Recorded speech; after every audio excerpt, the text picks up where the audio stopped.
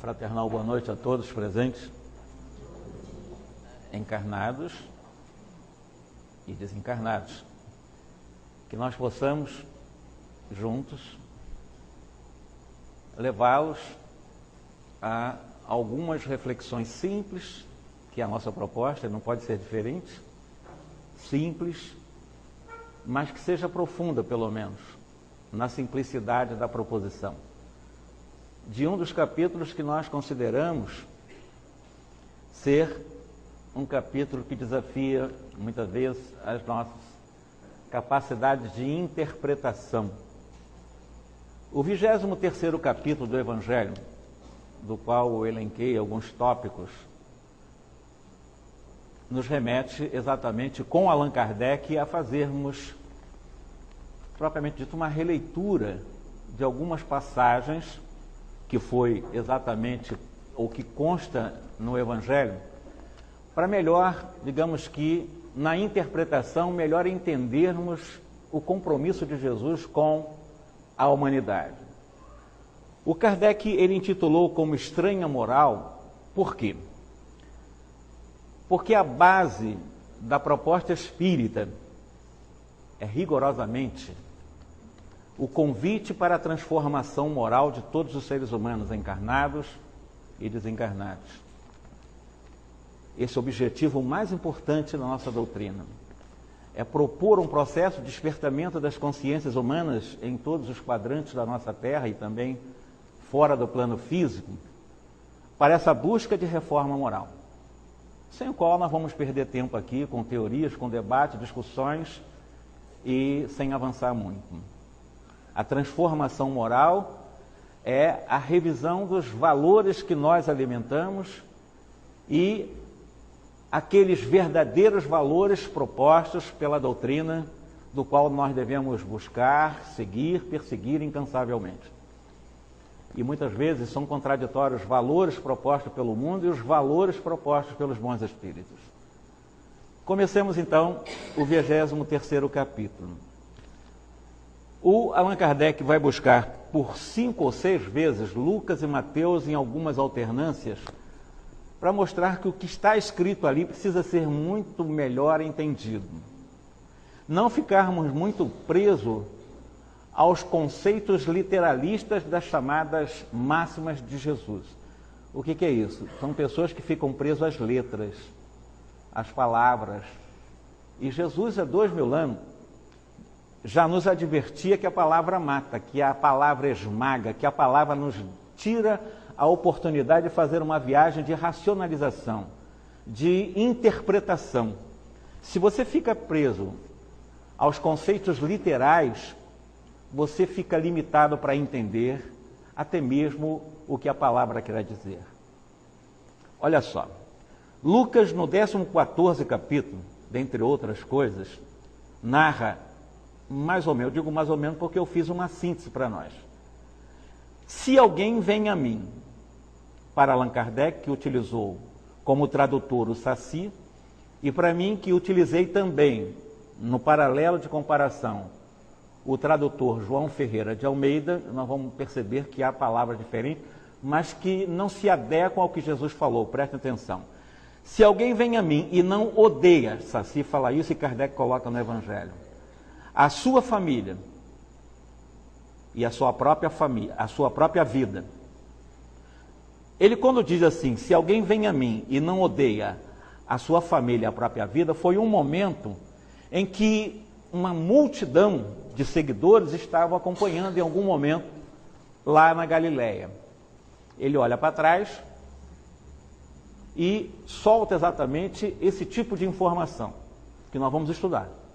Se alguém vem a mim, falando com a multidão, e não odeia a sua família e a própria vida, e continua, e não carrega a sua cruz, e não renuncia a tudo e a todos para seguir os meus passos, não pode ser meu discípulo. Será que Jesus falou exatamente isso? João Ferreira de Almeida, em vez da palavra não odeia a sua família, ele usa o termo aborrecer, que tem alguma semelhança. Aquele que quiser seguir após mim, não aborrecer a sua família, não aborrecer a sua vida, isso é para João Ferreira de Almeida. Mas a nossa tradução não é com João Ferreira de Almeida, porque Kardec não utilizou João Ferreira de Almeida, que fez a tradução para o português. Então vamos analisar exatamente esse tópico. Primeiro, obviamente, nós acreditamos que algumas palavras que estão insertas, que estão inseridas, que constam do Evangelho, segundo o Espiritismo, que são as máximas de Jesus, que constam ali, que conflitam com a essência moralizadora da mensagem de Jesus, ou que são atribuídas a Jesus e que ferem a essa proposta moralizadora, nós temos alguns caminhos. Ou Jesus não a disse, alguns caminhos que eu poderia dizer foi também a péssima interpretação da primeira cópia da cópia da cópia, porque nós sabemos que nunca nos chegou até hoje nenhum original dos evangelistas. O que chegou foi cópia de cópia, nunca chegou a nenhum. Se existem esses originais, eles estão muito bem escondidos e até hoje não foi descoberto. A verdade é que, se um tradutor errou numa palavra qualquer atribuída a Jesus, os copistas vão continuar errando. O copista do copista vai continuar errando. O que vai chegar a nós são erros do primeiro suposto tradutor. Ele interpretou de uma forma equivocada, ou ele traduziu mal. Porque na época de Jesus, ali naquela região, segundo alguns especialistas, Jesus teria utilizado, percebam bem, uma linguagem muito própria, como se fosse quase que um dialeto, embora fosse comum a língua aramaica. O aramaico, ele surgiu como uma língua de relações entre o chamado semita, porque Jesus era um semita também, daquela região da Palestina de então. O aramaico substituiu o antigo hebraico, 400, quase 500 anos antes de Jesus.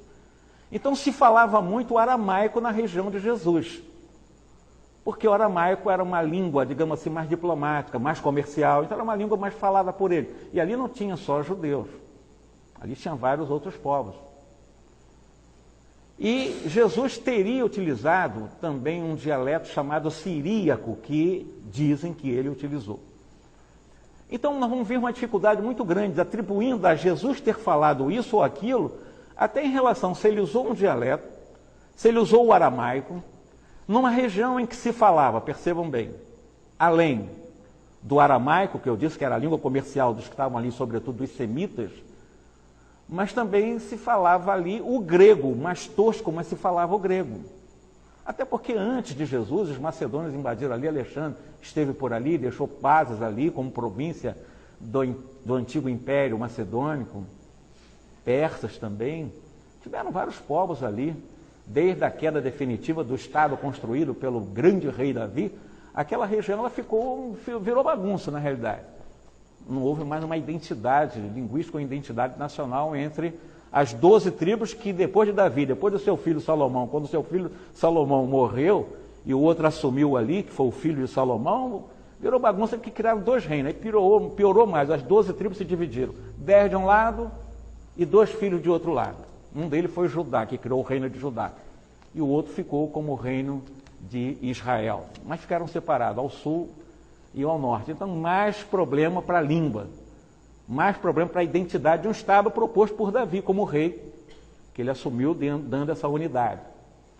Então, a dificuldade de entender se realmente Jesus falou, como ele falou, se ele usou o dialético siríaco, se ele falou em aramaico. Mas nós estamos falando de traduções que nem estão nessas línguas, estão no grego, no mínimo no grego tosco, aquele grego bem popular, ou até mesmo, e não seria comum, o latim, porque os romanos estavam ali, porque aquela região, na época de Jesus, era uma província romana. Então falava-se o latim ali obrigatoriamente. Então olha a confusão linguística, olha a Torre de Babel. Então a gente não pode ficar preso, repito, a letra que mata, que esmaga, que destrói, que adensa a nossa capacidade de raciocinar, de interpretar. Continuando sobre essa passagem, Jesus teria falado, o não odeia ou não aborrece a sua família. É claro que a gente percebe que foi mal interpretada essa passagem. Então vamos ver por quê. Primeiro o termo, o aborrecer do Ferreira Almeida. ou o odiar, do Sacy, que foi utilizado por Allan Kardec, foi o tradutor. Essa palavra que é encontrada para os estudiosos, sobretudo do grego. O grego, ele antecede a Vulgata, evidentemente, a Vulgata foi tirada do grego clássico, né? Então, quem vai buscar esses chamados originais, mais originais, mas que não são os originais mesmo, mas são apenas cópia de cópia, mas que estão mais recuados em termos de documento, está no grego. Então, todos os evangelhos estão escritos em grego, nenhum deles em aramaico. Baseado nisso, o termo que foi encontrado para essa palavra aqui, nós vamos encontrar mais uma vez mais adiante com o João. Vocês devem saber que João não escreveu seguindo a mesma linha dos 4 evangelistas. Os 4 evangelistas tinham uma linha muito própria, muito característica, muito regionalizada. O João, como escreveu bem posteriormente, que certamente conheceu bem os 4 evangelhos originais, ele foi para uma linha mais aberta, mais universal, de uma doutrina mais para o mundo e não uma doutrina especificamente enfocando somente uma raça ou uma civilização. Então, João, ele foi mais aberto, até foi tido por alguns como místico, né? Porque ele tinha uma mediunidade fantástica e depois de tudo isso ele ainda trouxe para nós o famoso livro das previsões prováveis do que pode ocorrer nos Apocalipse. Então, ele era bastante ligado à mediunidade. E João tem uma passagem interessante que nos leva a tentar interpretar essa palavra. Vejamos. Aquele que odeia a sua vida neste mundo, a conserva para a vida eterna. Está num trecho lá de João. Quando nós lemos aquele que odeia a sua vida neste mundo, a conserva para a vida eterna, que seria a vida espiritual, alguns tradutores interpretam essa palavra odiar, ou aborrecer, que o João Ferreira de Almeida utilizou, como que gostar menos. É diferente. Não é a mesma acepção de odiar. Odiar hoje a gente é para arrebentar os outros, né? Então, essa palavra odiar, nessa classificação aqui, nesse pequeno versículo de João, nos remete então a dizer que Jesus disse, aquele que vem a mim. E, digamos assim, dá menos, não é que não dê, porque quem não dá valor à família em nome de Jesus está equivocado. Mas precisa saber exatamente quais as prioridades em determinados momentos em relação à família e à própria vida. Se nós estamos priorizando muito a família do seu ponto de vista formal, a família consanguínea só, porque a família consanguínea, na realidade nós vamos falar um pouco sobre isso, até a nossa família consanguínea ela é transitória. A forma ela vai passar.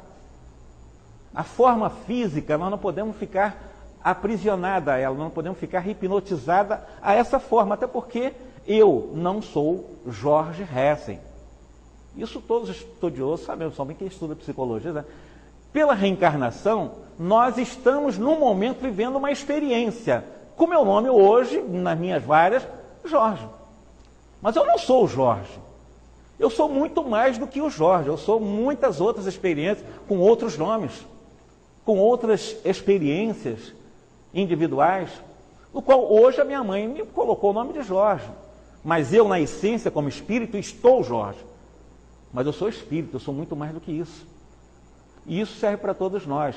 E nós estamos falando exatamente isso para que nós possamos aqui, dentro dessa nossa visão do que Jesus teria ou não teria dito, considerando essa soma de idiomas ou dialetos, principalmente para a época de Jesus, uma língua pobre, porque a língua utilizada, ou o dialeto siríaco utilizado supostamente por Jesus, é, com certeza, uma língua pobre, não muito rica.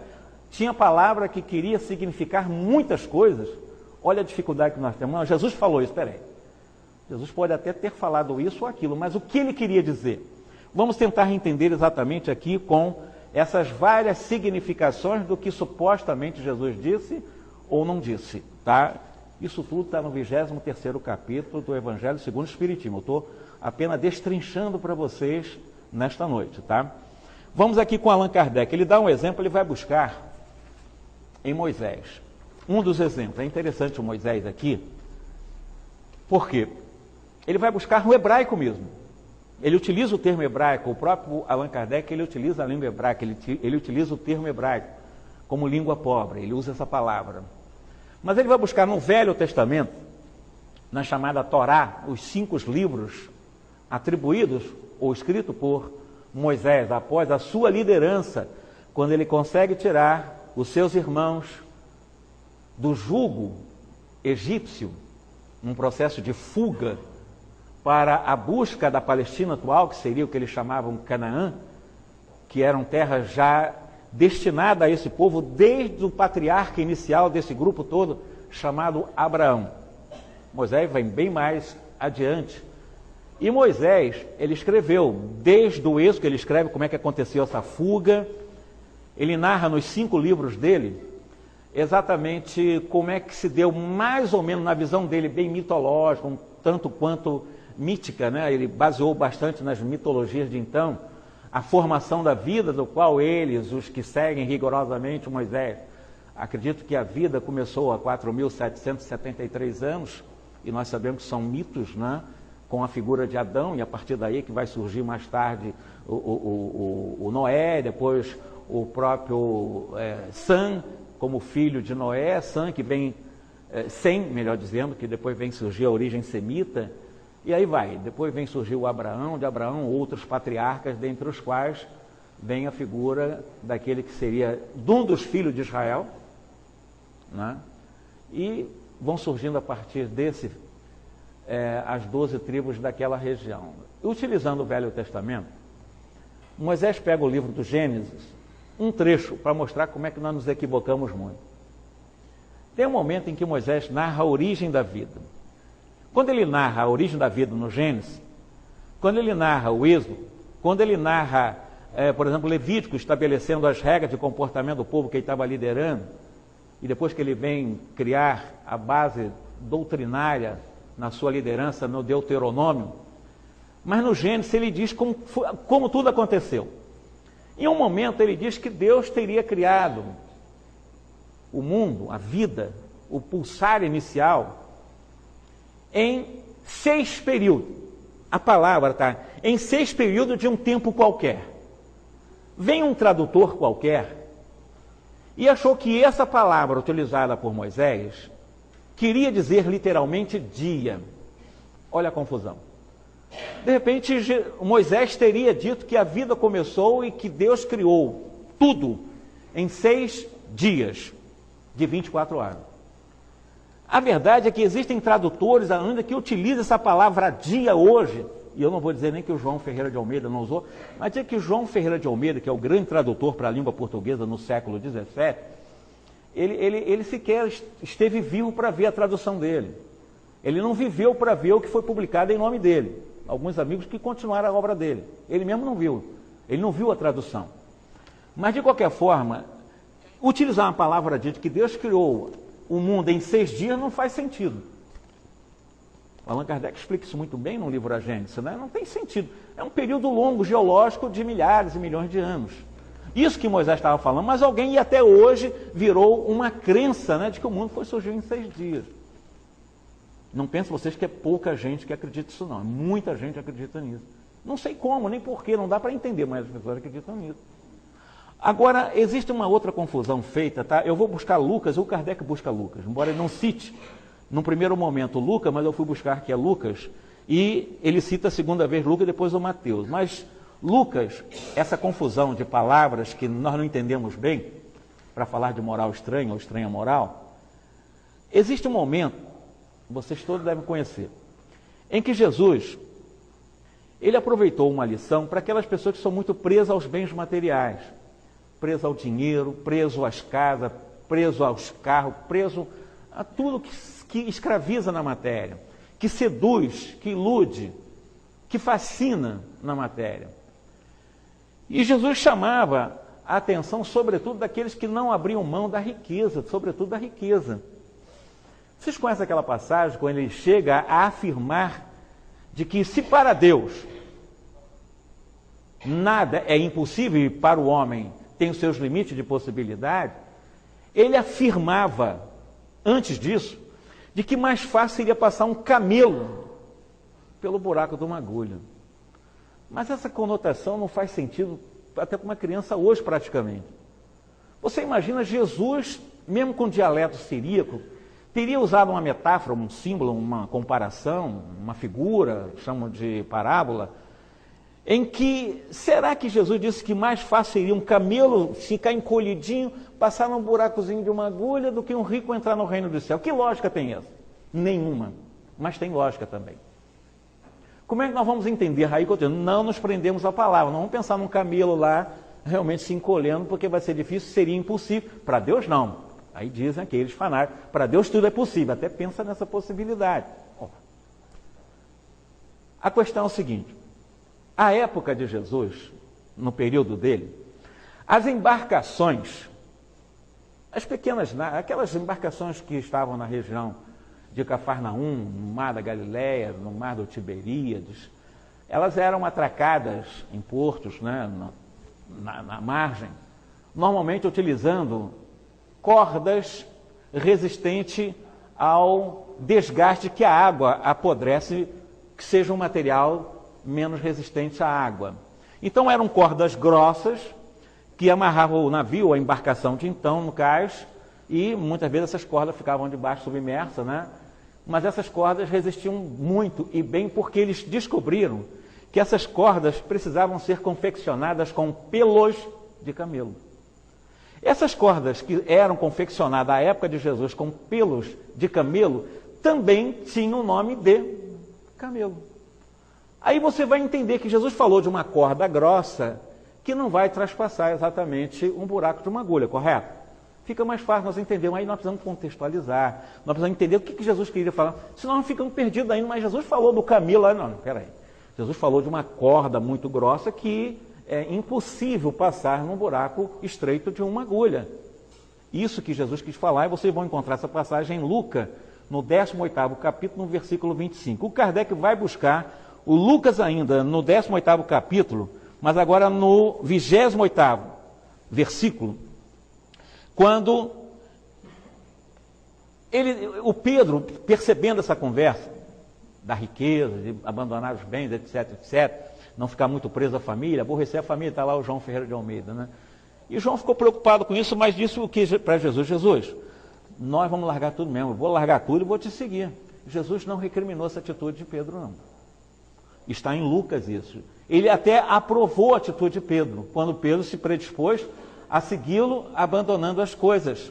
Exatamente o que está consignado, registrado aqui por Lucas. E Jesus disse para ele, Pedro, os que abandonam tudo, receberão em 100 vezes mais, em cêntuplo no mundo espiritual, já a começar é a satisfação de gratificação na terra, e muito mais na vida espiritual, ele chama de vida eterna. Então ele não recriminou o Pedro em renunciar, em algum momento, exatamente os bens, largar tudo. Segundo Pedro, nesse momento, está lá narrado em Lucas. Mateus, no 19º capítulo, ele diz o seguinte, aquele que houver deixado a sua família, o que é a família? Pai, mãe, irmãos, sobrinho, esposas, filhos, família é isso, consanguínea, correto? Ele está falando mais ou menos isso nesse trecho aqui.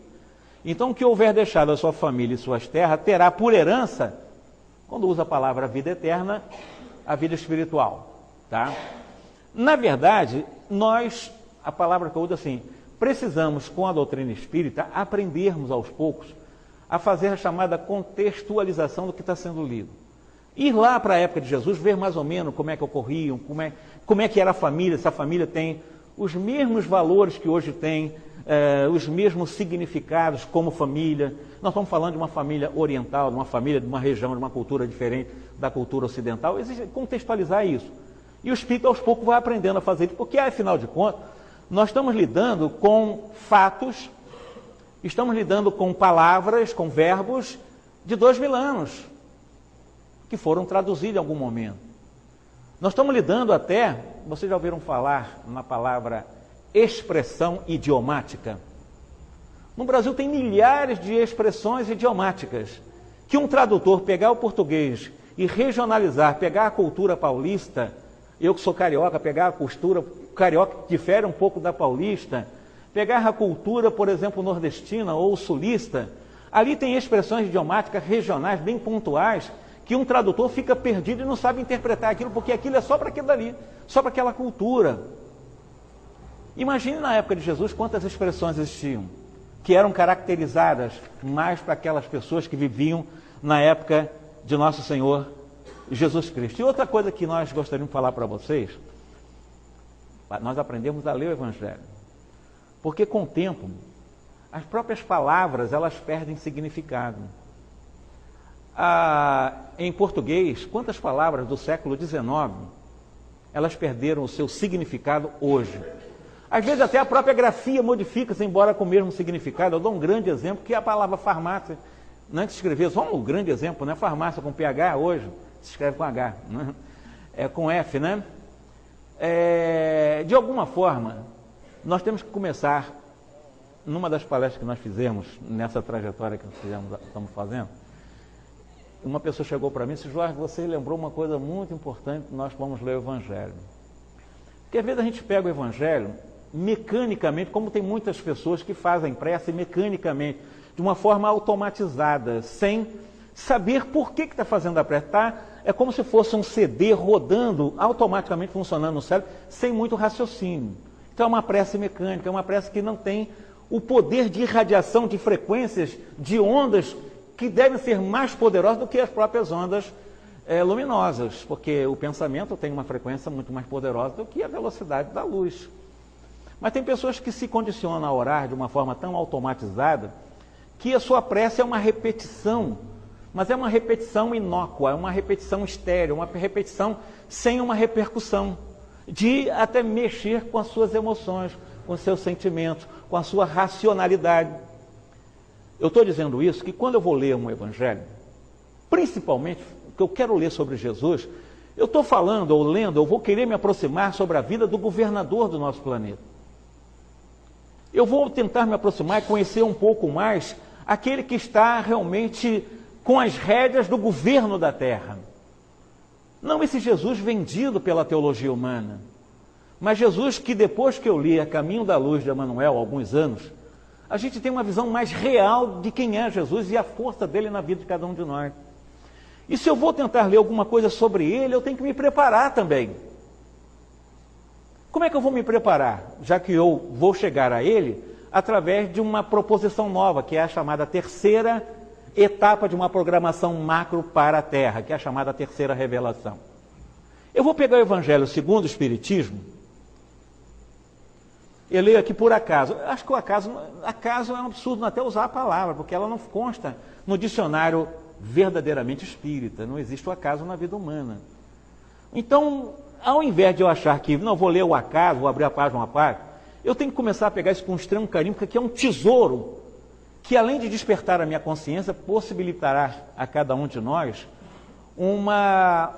digamos assim, uma libertação, eu poderia usar o termo, uma libertação do jugo que nos prende à ignorância.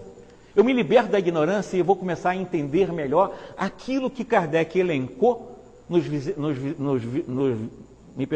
28 capítulos do Evangelho, sendo apenas que o último ele fez uma dedicação, uma coletânea, uma explicação, uma orientação de fazermos orações.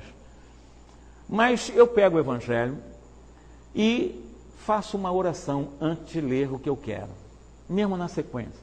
Mas como assim, eu vou fazer uma oração quilométrica de 10 horas? Não, eu faço uma oração de 1 bilionésimo de segundo, eu basto. Eu elevo o meu pensamento aos meus amigos espirituais, aqueles que estão me acompanhando, que acreditam no meu empreendimento espiritual, aqueles que acreditam naquilo que nós estamos fazendo, por isso estão nos dando, eu diria até que uma proteção especial, porque quando eles vêem pessoas com esses valores, ele até se especializa em dar uma proteção também especial, porque sabe dos valores que são tão poucos. 2/3 da humanidade hoje está muito pouco despreocupada com Deus. 2/3 da humanidade brasileira, 2/3 brasileiros estão muito pouco preocupados com as coisas de Deus, embora fale sobre ele, sobre Jesus. Isso são os espíritos que dizem até número para nós. Então, é a minoria que está preocupada com isso. E se eu me considero fazendo parte da minoria, eu vou pegar o Evangelho, eu vou elevar o meu pensamento a Jesus, o meu pensamento aos meus amigos espirituais, vou pedir a eles para que eles me deem uma orientação, para que eu saiba interpretar o que está escrito aqui. E quando eu começar a ler, eu vou sentir realmente que, como uma mágica, eu vou ler isso, mas eu não tinha entendido assim antes. Começa a surgir coisas novas na mente, a gente começa, e isso não é místico não, isso é real. É você fazer uma leitura de uma coisa que nós temos que começar a valorizar e não ser um livro comum, porque isso não é um livro comum. Isso aqui é um livro que desperta consciência, então não pode ser um livro qualquer. Não pode ser uma leitura qualquer, tem que ser uma leitura preparada. Ah, então eu vou ler, vou fazer uma... Então não precisa fazer o ritual, aquela coisa mística, não. Eleva o pensamento aos bons espíritos, que eles vão se aproximar e vão fazer boa leitura. E até mesmo nessas questões de tradução. Kardec já nos deu, né, tudo mastigado, mas tem muita coisa que a gente precisa realmente fazer nessa contextualização, como eu estou fazendo aqui com vocês, aproveitando o que nós temos hoje também para discutir. Tá? Vamos ler agora Lucas, no 9º capítulo. Nesse 9º capítulo, Lucas narra o seguinte: chega um cidadão perto de Jesus e estava disposto a seguir Jesus. Como Pedro disse que abandonaria tudo e Jesus aprovou, esse cidadão também queria seguir Jesus. Mas no momento em que ele vai seguir Jesus, ele chega: mestre, você me permite, antes de eu seguir os seus passos, ir para o mundo, acompanhar o que fazes, eu ir até a minha casa e desfazer dos meus bens? Porque ele estava com vontade de seguir Jesus, estava com sinceridade, mas ele estava com uma preocupação absurda, porque ele estava preocupado em vender as coisas, desfazer, de vender mesmo. Vou vender as coisas, eu não quero mais nada, porque Jesus falou sobre isso. Vou vender tudo e vou seguir. Jesus chamou a atenção dele. Mas espera aí, você não está com sinceridade. Porque, olha só que Jesus responde: quem quer que, tendo posto a mão na ferramenta de trabalho, que é a charrua, que é o trabalho para rotear a terra, para você começar a semear o grão. Então você coloca a mão na charrua, olha para trás, você está apto? Não está apto, você não está preparado. Então não fique preocupado em querer vender as suas coisas, porque você não tem um perfil. Porque você vai vender aqui, vai me seguir, daqui a pouco vai ter que querer comprar outras coisas, vai ficar preso a isso. Então Jesus não aceitou essa condição desse senhor, embora ele com toda a sinceridade. Aí, aqui na realidade, o que Jesus está pregando para nós é, aos poucos, o desprendimento, o desinteresse, pelo menos interessar-nos mais no investimento de coisa espiritual, vida futura, do que prevalecer em nossa vida só os interesses materiais. Eu acho um absurdo nós, espíritas, eu com 40 anos de estudo espírita, né? Às vezes com certas tendências minhas, que eu sinto que eu ainda tenho tendências materialistas. Isso me deixa realmente constrangido. Não tenho dúvida que eu ainda tenho uma tendência materialista em muitos aspectos, e eu duvido que vocês não tenham. Porque só Deus sabe o quanto eu me esforço para isso. Então, na realidade, são as nossas contradições. Nós estamos na matéria e às vezes a gente fica com medo de uma coisinha aqui, de um dinheiro que vai perder ali, de uma coisa aqui. Essas preocupações às vezes acontecem com a gente. Ainda não estamos totalmente preparados para esse desprendimento. O desprendimento não é nos tornarmos relaxados às coisas que Deus nos empresta. É administrar bem. É saber administrar bem, mas saber também libertar-se disso. Nós temos informações que há espírita, eu não vou falar de evangélico, de católico, falo espírita. Espíritas que tinham muito dinheiro, que ao desencarnar, ficaram presos, obsediando o gerente de banco. Preso com a sua conta corrente lá, porque era uma conta corrente robusta, desencarna aquilo lá, ele achava que era dele. Vai ter que repartir dentro das leis humanas, né? Mas ele ficou preso ao dinheiro. E fica lá no banco espírita. É um absurdo isso, não era espírita, e conhecia, mas não exercitava. Aliás, eu conheço muitos também que apenas conhecem ler, mas não foi aquela leitura da oração, aquela leitura para entender. Não, é interessante, é aquele que acredita na reencarnação. Aqueles que estão na fase de acreditar na reencarnação ainda não são espíritos, né? Precisa realmente compreender, a gente precisa mais acreditar. Acreditar é para quem está iniciando. Eu acredito, isso é infantilidade da nossa parte. A gente já sabe que a reencarnação é um fato, né? Agora, outra coisa que ele lembra aqui é sobre essa ideia de abandonar, não é abandonar a família, aborrecer a família, odiar a família também não se adequa, mas gostar menos da família. O Allan Kardec, ele faz uma comparação interessante em relação a essa renunciação à família que ocorre e que não é tão absurda assim, considerando os momentos, por exemplo, de guerra de um país. O Kardec lembra isso, nesse 23º capítulo. Por exemplo, quando alguém é convocado a servir a pátria numa guerra, evidentemente ele vai ter que ir servir a pátria, vai ter que renunciar à família. É uma das obrigações dele. Ele já vai ter que abrir mão de família. E vai ter que realmente acompanhar essa convocação para defender a pátria. Eu vou dizer para vocês, para quem não sabe, no Brasil não tem pena de morte. Só um exemplo, bem radical. Mas se o Brasil entrar em conflito bélico com qualquer nação e convocar qualquer cidadão brasileiro para fazer parte das fileiras militares para defender a pátria, e esse cidadão, ele fugir, ele simplesmente desaparecer e não aceitar essa convocação, é o único dispositivo constitucional no Brasil que permite a pena de morte, se vocês não sabem. É o único dispositivo que permite a pena de morte. E essa pessoa poderá ser morta legalmente no Brasil, porque ela não aceitou uma convocação obrigatória para defender exatamente a pátria, vai ter que renunciar à família. Esse é um dos exemplos. Kardec não fala isso, eu estou dando um exemplo para você. Mas existe um outro tipo de renunciação da família. Quando alguém vai casar, por exemplo, obrigatoriamente, os que se elegem para uma vida em comum vai ter que renunciar a alguma coisa, embora não haverá a ruptura dos laços familiares. Mas ele vai ter que renunciar à família, pelo menos minimamente para pensar na sua casa, na sua família a partir de então.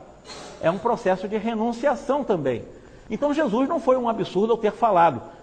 O gostar mesmo, assim, olha, tem um compromisso, olha rapaz, não, eu vou vender minhas coisas, não, você não tem perfil. Para seguir, tem que renunciar.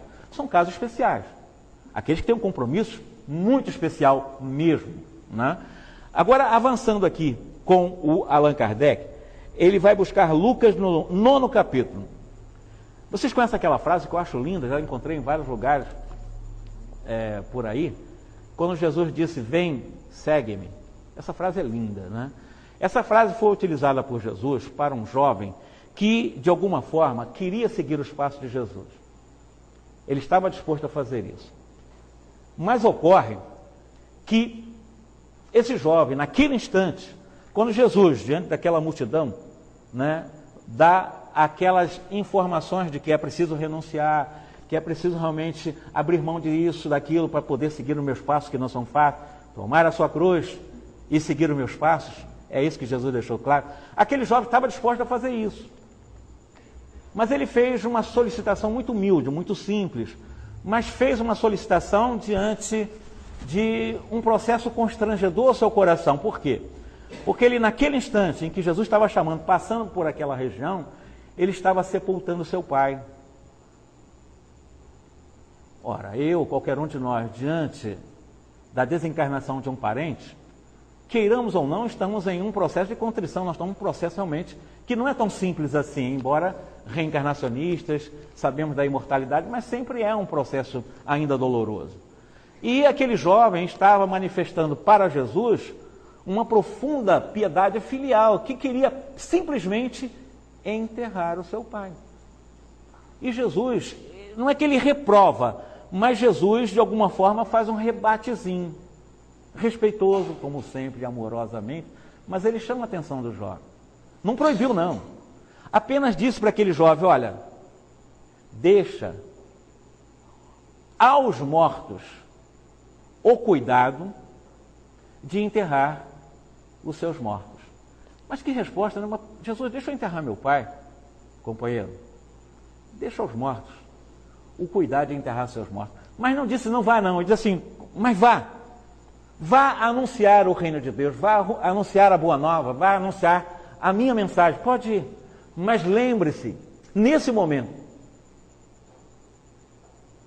deixa os mortos enterrar seus mortos. O que Jesus quis dizer para aquele jovem, ainda que dizendo para ele ir, aproveitando o momento de enterrar o seu pai, para pregar a boa nova também. Essa metáfora de mortos, enterrar os mortos, o Allan Kardec faz uma análise muito simples para nós espíritas hoje, extremamente simples. A comparação que ele faz é a seguinte: Jesus, tudo que ele pregou para nós, tudo, o foco dele foi um plano diferente do plano físico. Tudo que Jesus nos trouxe num período de 3 anos, em que 90% de sua vida pública ocorreu ao norte da Palestina, na Galiléia, nas cercanias de Cafarnaum, sobretudo, ele veio trazer a mensagem espiritual, a mensagem da vida espiritual. Ele não trouxe nada que nos chumbasse, que nos prendesse as coisas materiais. Tudo que Jesus nos trouxe foi uma revelação do mundo espiritual, para nos prepararmos para a vida espiritual. O que ele chamou de vida verdadeira, o que nós espíritos sabemos que a verdadeira vida não é aqui. Eu falei no início que eu não sou o Jorge.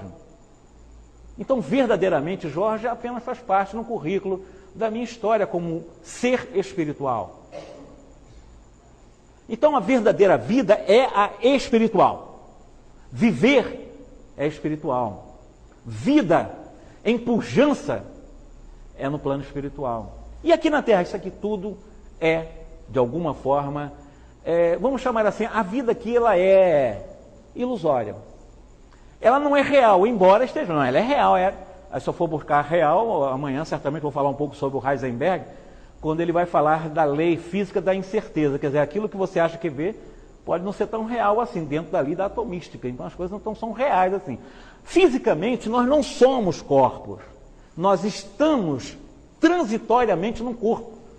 Sob a ótica espiritual, quando eu estou para reencarnar, Kardec lembra, esse corpo, ele amortece tanto a nossa capacidade espiritual, que é como se fosse um tipo de torpor-morte.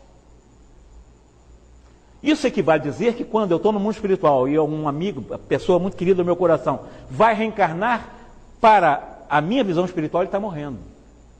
Ele está indo exatamente limitando a sua capacidade espiritual num corpo, num escafandro, que de alguma forma vai tirar a sua vida plena, que é a vida espiritual. Em outras palavras, nós somos mortos. Simbolicamente, em outras palavras. Fisicamente, nós não somos vivos. Nós estamos vivos, mas na realidade nós estamos mais mortos do que vivos. A vida verdadeira é quando nós chegamos na nossa verdadeira pátria. É isso que Jesus quis falar para aquele jovem. Aproveite esse momento para que as pessoas não fiquem presas a um corpo hirto, frio, que nos deixa de alguma forma constrangido, porque são parentes, pai, mãe, filho. A gente sabe que não é fácil, mas aproveita esse momento para ensinar-lhe a boa nova, assim, vai mostrar para eles, nesse momento de transição, de que na realidade nós somos mortos, que os mortos enterrem seus mortos, mas vai ensinar de que a verdadeira pátria do Espírito não é aqui. Perceberam a diferença? Então Jesus não desrespeitou uma pessoa diante do Pai morto. Apenas disse, vai mostrar para ele que a vida não é essa. A morte é o melhor momento para mostrar que a vida não é essa. É a vida espiritual, a verdadeira. Então, baseado nessa interpretação que o Kardec nos leva agora a um capítulo 10, ou melhor, Mateus, no capítulo 10, quando mais existem palavras desafiadoras de Jesus. Olha só. Existe aqui em Mateus uma narrativa em que ele diz que não teria vindo trazer a paz. Lembram-se dessa passagem? Vocês conhecem, não conhecem? Jesus disse exatamente, não penseis exatamente no que está traduzido, mas é o que está consagrado em quase todos os tradutores. Não penseis que eu tenha vindo trazer paz à terra. Jesus veio trazer a paz? Eu estou perguntando a vocês. Ele veio trazer a paz? Não? Ele disse que não. Ele veio trazer a paz? Veio ou não veio? Veio, não veio? Mas ele disse que não veio trazer a paz. Ele disse aqui que não veio trazer a paz. Não penseis que eu tenha vindo trazer a paz, mas a espada. Está escrito isso aqui. Como é que nós vamos traduzir isso? Perceberam? Será que Jesus disse que realmente não veio trazer a paz, mas veio trazer o símbolo da guerra? O símbolo da guerra é a espada. Ele veio trazer então a guerra? Está escrito aqui em Mateus capítulo 10, eu vim separar, mais uma vez o Mateus diz, vim separar as famílias. Eu vim de alguma forma mostrar que o homem terá por inimigo os seus próprios parentes, ele diz isso. Está lá no 10º capítulo. E os verdadeiros inimigos dos homens, sabem onde vão estar? Dentro de casa. Jesus falou isso. Será que falou mesmo? Poxa, mas é estranho, Jesus veio trazer exatamente a espada. Aí ele continua. Eu vim na sua missão para lançar fogo à terra. Vim trazer, mais uma vez, a divisão familiar. Está isso agora em Lucas capítulo 12, reforçando a ideia de que supostamente Jesus veio trazer a divisão familiar, porque ele disse que haveriam 5 numa família em que eles não se entenderiam. de que um estaria contra o outro contra um, e ninguém se entenderia dentro de casa por causa da mensagem dele. Mas Jesus então não veio trazer a paz, ele veio trazer a espada, ele veio trazer exatamente a ideia de lançar fogo à terra, e tinha pressa para que o fogo realmente fosse ateado, para que pudesse de alguma forma a terra ficar efervescente. É mais ou menos essa a interpretação que se dá. Evidentemente, quando Jesus nos fala sobre a separação da família, sobre não vir trazer a paz, sobre a questão da espada, dá-nos a impressão muito clara que há uma contradição também muito clara de que Jesus não falou nada disso. Porque é um absurdo a gente pensarmos que Jesus pudesse ser, né, um tipo assim de um conquistador antigo, da moda antiga, bem sanguinário. Porque está falando como um sanguinário aqui. Ele está falando aqui como um líder devastador. Eu vim trazer a espada. Está escrito isso. Nós imaginarmos Jesus como um sanguinário, como um conquistador e devastador, que vem separar a família, é tudo uma contradição que a gente precisa saber entender na hora de ler o Evangelho. Correto? É claro que se nós ficarmos presos, repito, ao pé da letra, vai ser muito difícil nós entendermos isso aqui. Mas eu posso garantir com Allan Kardec a vocês que Jesus falou tudo isso. Jesus foi muito claro em dizer tudo isso. E essas palavras são profundas, aí a gente começa a entender. Realmente tem lógica, aparentemente não tem lógica, mas tem muita lógica. Como é que Kardec analisa, como é que ele caminha para mostrar essa obviedade dessas palavras que parece tão contraditória na mensagem do nosso Senhor Jesus Cristo? Não, evidentemente, ao pé da letra, transformaria o Evangelho num convite permanente, né, à discórdia entre nós. Não é tirar o espírito da letra e não nos prender à letra em si.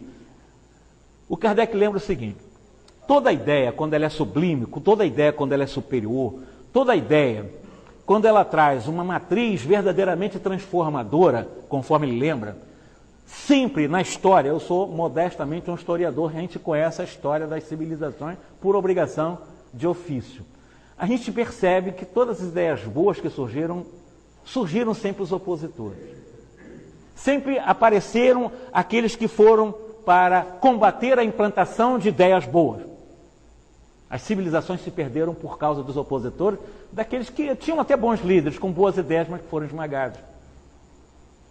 Considerando exatamente que Jesus trouxe uma ideia que estabeleceu no carreiro da história uma resistência muito proporcional à profundidade revolucionária da palavra de Jesus, as oposições foram muito mais violentas. Porque o Jesus trouxe um código de informações tão profundas e tão revolucionárias que feriu imediatamente interesses ideológicos. Não somente ideológicos, estou falando no campo da teologia, mas no campo político, no campo econômico. Jesus trouxe uma ideia que mexeu com as estruturas, com o tecido de certas sociedades que estavam sob o jugo ou sob os narcóticos das ditaduras, nos narcóticos do materialismo. Então a ideia de Jesus, com certeza absoluta, veio ferir interesses ideológicos, e quando você fere interesses ideológicos, as consequências, diante das ideias que são mais vigorosas, são violências. As oposições sempre, as reações sempre foram violentas. Os opositores de Jesus sempre foram muito violentos, mesmo dentro do cristianismo. Porque eles se travestiam de religiosos, lutavam contra o Cristo dentro do cristianismo e criaram várias determinações legais para que, em nome de Jesus, muita gente foram jogada em fogueiras, por exemplo. Outras sacrificadas de 1000 modos de sacrifícios.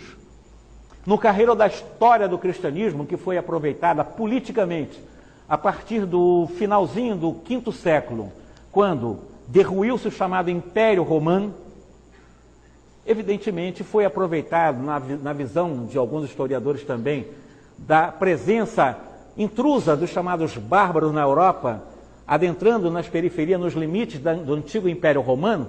Eles aproveitaram a força que o cristianismo já tinha desde Constantino, quando assinou um documento permitindo a prática do cristianismo, e depois a oficialização com Teodósio, já no final do século V. Evidentemente que o cristianismo serviu de bandeira política, até para a oficialização de uma religião romana, em nome desse imperador. porque a igreja que estava em Roma, ela avocou para si todas as primazias em função dessa conjugação dos interesses políticos de um imperador que oficializou, a partir de então, o cristianismo para o Estado romano. Aí, o cristianismo já não ficou mais na mão dos romanos, ficou na mão dos germânicos, dos invasores, dos bárbaros. Aí virou uma bagunça que só Deus sabe. Aí perdeu o foco, perdeu exatamente aquela ideia inicial de Jesus. Mas para isso, e por que isso aconteceu, Jesus já sabia que ia acontecer. Jesus fez a previsão de que a mensagem dele realmente estabeleceria um processo de lutas, de violência, de reações, que a paz estaria passando pelas chamadas calendas gregas, bem longe da realidade. Embora falássemos de Jesus. Isso é histórico, 18 séculos nós falamos de Jesus, matamos em nome de Jesus. Na época de Jesus, a mensagem que ele trouxe foi tão revolucionária que ele mexeu com aquela estrutura do Sinédrio, que eram os que detinham o poder de vida civil entre eles, da igreja, o que eu chamo que é o grande templo em Jerusalém, que não é o templo de Salomão, mas era o templo que foi reconstruído, que permaneceu até Tito, quando foi totalmente destruído no ano 70. Mas ele mexeu com a estrutura da igreja, com os chamados sumos sacerdotes.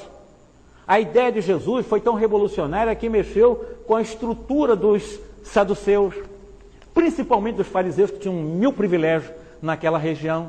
Houve uma reação. E qual foi a reação imediata? Eu pediria 5 mil, 10 minutos. Quantos minutos você me dá para eu fechar minha palestra, vocês? Só para o teu roteiro. Quantos minutos? Tá, 10 minutos, tá? Vocês me aguentem aí. Tenham paciência comigo para eu poder fechar aqui com vocês. Eu sei que 1 hora não é fácil ouvir uma pessoa só no monólogo, né? Mas vejam bem, Jesus, a época dele, incomodou tanto que a reação imediata de Caifás, daqueles sumos sacerdotes mais ligados à igreja, a chamada determinação da vida religiosa, mas tinha um poder de vida civil também, o Sinédrio também, junto com a igreja, ou junto com o templo deles, os sumos sacerdotes eram os patriarcas, eram os que mandavam e desmandavam ali. Então eles determinaram, fazendo conchavo com os romanos, para estabelecer um processo de eliminação de uma liderança que trazia uma ideia revolucionária que mexia com o tecido estruturado, já bem conjugado com as cobranças cada vez mais escorchantes de impostos dos romanos, mas ali com aqueles interesses de meia dúzia de judeus. Esses é que realmente acabaram eliminando o homem, achando que eliminando o homem, crucificando o homem, destruindo, destroçando, desintegrando o homem, a ideia estaria desintegrada. Houve um tiro pela culatra. Porque desintegrar o homem, ou seja, crucificar o homem. Mas a ideia permaneceu. E mais do que isso, o crucificado, ele convocou um que já estava ligado a todas aquelas artimanhas do Sinédrio. Conhecia os meandros de Moisés, de toda a legislação mosaica. Sabia de todos os caminhos e os atalhos por onde caminhar, embora ele antes um ferrenho perseguidor dessas ideias, Paulo de Tarso. Graças à conversão de Paulo, essas ideias ganharam o mundo. Não ganharam o mundo a partir de mais de 500 mil quilômetros percorridos a pé em 30 anos de missão naquela região, mas foi quando ele chegou exatamente em Roma. Quando ele chegou ali, onde a Roma tomava conta, toda a bacia mediterrânea era do imperador. Ele fazia e desfazia. Todos os romanos tinham uma regalia do tamanho do mundo naquela região e boa parte do mundo. Todos os impérios que ele conquistaram se tornaram impérios dos romanos. Tomavam conta de boa parte do mundo ocidental. E baseado, então, em a infiltração de alguém que traz uma ideia revolucionária, Paulo. Depois outros seguiram ele, mas Paulo. Ele chega lá em Roma e começou realmente a fazer as grandes pregações com seu poder de persuasão, com toda uma cultura grega, porque ele era de formação grega, ele era judeu, mas ele era turco, ele é nascido na atual Turquia. Então ele, o Paulo, ele conseguiu mexer com aquela base social e com isso mexeu com o politeísmo, com a idolatria dos romanos, que estavam anestesiados nessas bobajadas, nos vários deuses. E de repente Paulo vai falar de um Deus único. O Paulo vai falar de liberdade. O Paulo vai nos mostrar que é um absurdo a questão do jugo de senhores e a existência de escravo na sociedade humana. Ora, isso mexeu com todo o interesse do ideário imperialista do César, que ele próprio pediu ao seu secretário para eliminar, cortando a cabeça de Paulo, porque estava perturbando, como se isso também eliminasse as ideias que o Paulo disseminou. E não conseguiu, tanto é que se tornou, 400 anos depois, uma religião oficial do Estado romano. Mas, de qualquer maneira, o que Jesus fez como previsão, ele sabia que nós não nos transformamos do dia para a noite. Ele sabia com quem estava lidando. Ele sabia das nossas condições primárias de tentar entender quantas seitas surgiram em nome de Jesus, que se esmagaram em nome de Jesus. Uma seita queria ter a verdade absoluta, ter Jesus absoluto em nome de outra seita também que pregava Jesus, seitas que se digladiaram, usando a ferro e fogo as suas verdades numa má interpretação do próprio Cristo. Jesus sabia que nós passaríamos por infelizes momentos de guerras ideológicas em seu nome e com aquilo que ele trouxe. É claro que essas guerras religiosas, elas foram extremamente cruéis. Na época de Kardec, ele chega a citar que elas foram mais cruéis do que as guerras políticas, e foram mesmo. Essas guerras políticas só ganhou força agora no século XX, nas duas guerras frias e quentes, que eliminou pelo menos em torno de quase 180 milhões de pessoas, 60 milhões na Segunda Guerra, 20 milhões na Primeira Guerra, mais uns 145 milhões que o ateísmo, em nome de, me perdoe quem tiver um ideário aí mais político, mas Stalin foram 70 milhões, Mao Tse Tung foram mais 50 milhões, Pol Pot foram mais tantos milhões, aí nós temos mais um número muito grande de pessoas politicamente que foram dizimadas. Mas antes disso, na época de Kardec, religiosamente se matou muito mais do que vocês possam imaginar, do que os conflitos políticos na Terra, no mundo ocidental. E para terminar, é claro que Jesus, nós não podemos dizer que a culpa dessas guerras que em 18 séculos ocorreram, até o surgimento da doutrina espírita, foi por culpa do Evangelho. Até porque Jesus em nenhum momento disse assim, ide meus irmãos, matai. Ele disse isso. Mas ele disse que não veio trazer a paz. Mas ele disse, massacrai a quem não acreditar como você deve acreditar, como você aceitar. Ele não disse isso. Queimai aqueles que não acreditarem como vós. Ele jamais disse isso. Nós fizemos isso. Mas ele não ensinou isso. Muito pelo contrário, né? Ele disse para nós nos amarmos, estabelecendo na síntese das duas grandes leis, né?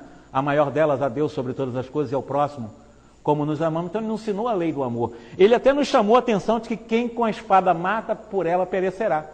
Então ele nos chamou a atenção, ele não disse que nós devemos fazer guerra. Então não faz nenhum sentido uma interpretação que o Evangelho teria sido exatamente para ser instrumento ou transformação de violência entre nós. Não. O Evangelho é para pacificar a vida entre nós. Nós, pela nossa ignorância, nós que tivemos que esperar 18 séculos para que de alguma forma pudéssemos entender o que Jesus há 2000 anos trouxe. Que é o que nós estamos fazendo hoje aqui. Porque 18 séculos depois, o Allan Kardec se colocou na condição de colaborador de Jesus para fazer uma melhor leitura do Evangelho. O Espiritismo é exatamente essa ideia, de fazer o desenterramento daquilo que foi enterrado por interesses escusos daqueles que lideraram o cristianismo até então. Não tínhamos liberdade de estudar Jesus como nós estamos fazendo aqui hoje. Não tínhamos nenhum tipo de liberdade. Muito pelo contrário. As pessoas realmente eram até proibidas de ler em algum momento algumas passagens, sobretudo, dos chamados velhos ou chamados textos sagrados para a teologia. E, evidentemente, para que nós possamos encerrar, eu encerro com Allan Kardec dizendo o seguinte, se o cristianismo durou 18 séculos, mal compreendido, foi foco de violências, foi foco de muito sangue, muito fogo, muita gente queimada e etc., de alguma forma houve um amadurecimento, houve um aprendizado, na nossa ignorância nós começamos a buscar melhores caminhos, mas nós percebemos que mesmo com o Espiritismo, que veio desenterrar a mensagem de Jesus, e mais do que isso, veio nos relembrar. Sabe o que é relembrar? Vocês lembram daquilo que não foi esquecido? Nós nunca vamos lembrar daquilo que não é esquecido, nós só lembramos ou relembramos do que é esquecido. Seria uma loucura dizer que eu estou lembrando de uma coisa que está na minha memória. Não. Eu só relembro daquilo que está esquecido. Jesus, isso foi narrado pelo grande João Evangelista no capítulo 14. disse que não nos deixariam órfãos. E quando ele falou de atear fogo, que seria para queimar as ervas daninhas, para que o campo fosse preparado, para que ele pudesse enviar um outro Consolador, esse outro Consolador que ele prometeu e enviou, veio-nos exatamente para restabelecer a sua verdade, que foi esquecida. E o Consolador viria relembrar aquilo que ele dissera há 2000 anos. E dentro dessa lógica, nós, espíritas, que eu tenho a presunção de acharmos que vamos cumprir como terceira revelação e como colaboradores de uma nova etapa para a humanidade, nesse mundo de transição, nesse mundo em que se passa por graves processos de seleção de valores morais, isso está muito claro para todos nós, que nós possamos, de alguma forma, hastear a bandeira da sinceridade, do amor ao Cristo, do muito amor a Jesus, para que nós possamos sermos bons e fiéis servidores do Mestre, a fim de que no dia a dia, não é abandonar, odiar, ou gostar menos ou aborrecer minha família, mas é dar o valor exato que Jesus fez com que ou nos convidou a fazer como base da sociedade, porque a sociedade só se transformará através da família. Porque a família é a célula máter do organismo social. Porque é na família que nós construímos a paz. A terceira revelação vem nos recomendar exatamente a construção da paz nas paredes do lar. Não existe paz fora do lar se eu não construo dentro da minha família. É teoria pura. Eu tenho que experimentar isso com minha família. Eu tenho que saber mais ou menos o que é isso para eu levar para as pessoas que eu gosto e até que eu não gosto, encarnado ou desencarnado, é essa experiência que eu tenho. Porque a nossa família, e o Espiritismo vem nos trazer isso, é o grupo familiar, a nossa vida doméstica, o nosso lar, a nossa casa, chame do que quiser, mas aquele núcleo é o laboratório do Espírito. Ali é que nós vamos ter as nossas experiências, porque laboratório é para a experiência nós encontrarmos outros caminhos. E a experiência com a família é a proposição, com certeza, da doutrina espírita. Mas, além da família física, nós estamos construindo a base de uma família mais ampla, a família espírita. Essa família espírita, que deve ser consubstanciada no foco ou ponto de referência importante de Jesus para o saneamento da vida terrena, através da transformação de cada um no dia a dia, nós sabemos que também não será fácil. Nós sabemos que o Espiritismo, como terceira revelação, ela não vai ser implantada, como não está sendo implantada, sem lutas, sem dificuldades, sem testemunho. E as grandes dificuldades do Espiritismo para implantar, ou a implantação do Espiritismo como terceira revelação para a humanidade toda, ocorrem dentro do próprio movimento espírita, dentro da família espírita, que deveríamos estar unidos. Deveríamos estar falando uma linguagem mais consolidada em torno do Evangelho, em torno de Jesus, do amor a Deus e ao próximo. Então, sabendo disso, e Kardec lembra muito bem, o Kardec diz exatamente isso, né? Que nós, espíritas, e eu me coloco sem presunção, de estar imbuído há 40 anos com muita sinceridade para Jesus, em nome do Espiritismo, nós seremos perseguidos de todas as formas. As perseguições, elas serão de ordem moral, não serão como fogo antigamente, outros tipos de sacrificar a vida humana que não pensava como a igreja. Os tipos de sacrifícios de hoje são as pessoas em processo de perturbações espirituais que criam dissensões, que criam ideias estranhas, que trazem ideias absurdas, que separam, que criam idolatrias, de médiuns que se tornam idolatrados. Isso prejudica muito o Espiritismo, porque nem Jesus se permitiu ser idolatrado. E hoje nós criamos ídolos, criamos praticamente santos no meio espírita. Isso prejudica a marcha do projeto espírita. O Espiritismo veio trazer a mensagem da simplicidade. É a simplicidade que nos leva não aos arroubos de fantasias, mas a um processo profundamente transformador. Porque nas coisas simples nós vamos encontrar a mais profunda essência do Espiritismo. Não nos shows, nas fantasias, nas idolatrias, não. O Espiritismo está nas coisas mais simples. E Kardec nos chama a atenção, então, de que nós não temos que nos deixar levar por essas perseguições de ordem moral, que muitos sofreremos. E sabendo, para terminar a nossa fala, de que realmente o Evangelho de Jesus é a mensagem e a consolidação da paz entre os homens. Sabemos que há esse processo de seleção dos valores morais, de que uns permanecerão, outros talvez não tenham fazendo questão de fazer, porque estão mais presos aos apelos da matéria do que aos apelos espirituais. Mas, de qualquer maneira, aqueles que estão abraçados à causa do Evangelho, que lutemos muito para que nesse grande processo de transformação, nesse processo de transição, na nova era que bate ao portão da nossa terra, que pode durar 1000 anos, não importa, mas a nova era está muito próxima, porque 1000 anos passa num piscar de olhos, e que nós possamos estar preparados para melhorar definitivamente, sob todos os pontos de vista, a vida aqui na Terra e, sobretudo, a vida dos seres humanos aqui na Terra. Eu fico por aqui, eu acho que eu utilizei 2 minutos a mais dos 10 concedidos. Agradeço a vocês, eu trago agora no final um abraço de Brasília, parecido a vocês, meus irmãos que me recepcionaram em Jales, muito obrigado, a vocês também. Eu estou fazendo o contrário para que a gente possa sossegar, a gente possa realmente acalmar um pouco o nosso coração, para que haja a condução bem sossegada, bem silenciosa, né, do agradecimento pela prece, pela presença aqui.